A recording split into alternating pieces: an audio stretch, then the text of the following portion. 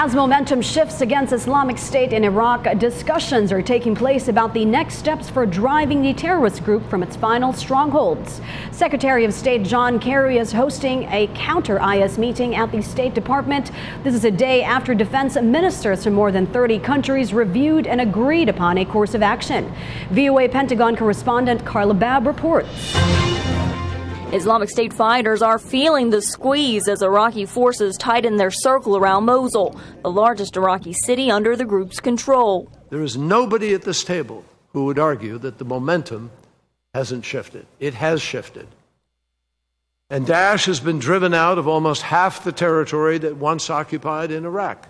Defense ministers in the Counter-Islamic State campaign met with the commander of U.S. forces in the Middle East to work out contributions needed for success in the fight for the terror group's de facto capital, Raqqa, and, of course, the massive battle for Mosul.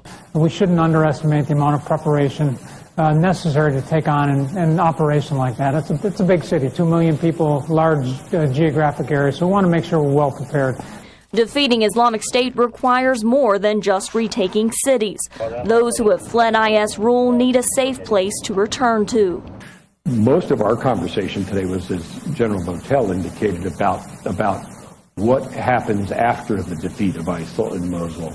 Stabilization plans, reconstruction plans, and so forth. As IS loses more territory in Iraq and Syria, the fight will not end with the collapse of the so-called caliphate.